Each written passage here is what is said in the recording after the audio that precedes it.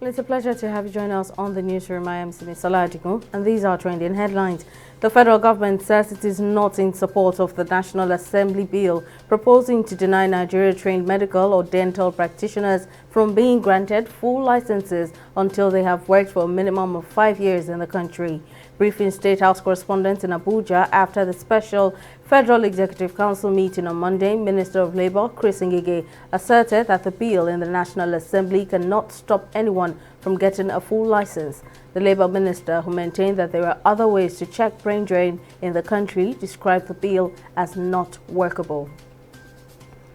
More senators-elect have openly opposed the zoning arrangement of the ruling All Progressives Congress APC, insisting that no one would impose any candidate on them. This is coming as former governor of Zamfara State, Abdulaziz Yari, revealed why he is unwilling to drop his Senate presidency bid despite the position of his party. Yari insisted his aspiration for presidency of the 10th Senate is covered by relevant provisions of the 1999 Constitution, which he said is superior to any other law or arrangement.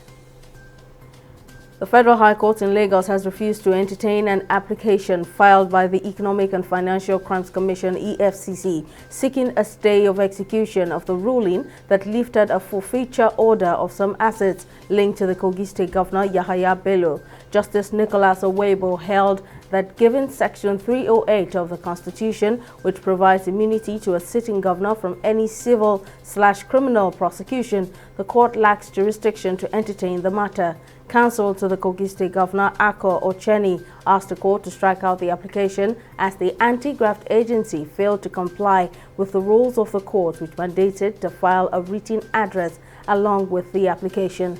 The judge thereafter adjourned the hearing of the application indefinitely, as the matter is now before the Lagos Division of the Court of Appeal. Over 2 million beneficiaries in Sokoto State have emerged from the COVID-19 Action Recovery and Economic Stimulus.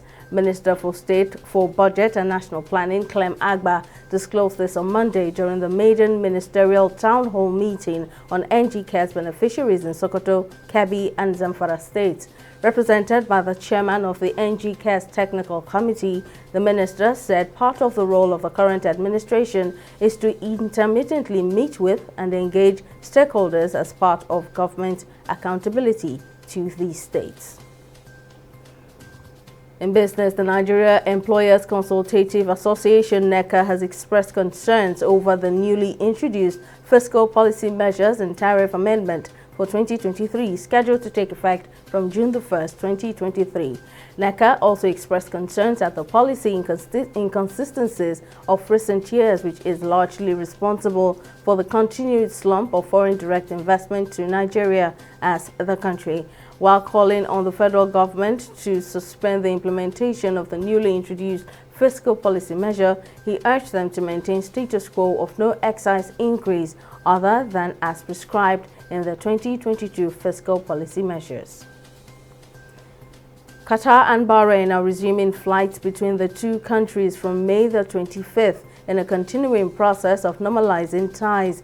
Bahrain Civil Aviation Affairs announced the move on Monday. The restoration of ties comes amid a number of other efforts to resolve regional disputes, including bringing Syria back into the Arab League and reviving ties between Iran and Saudi Arabia.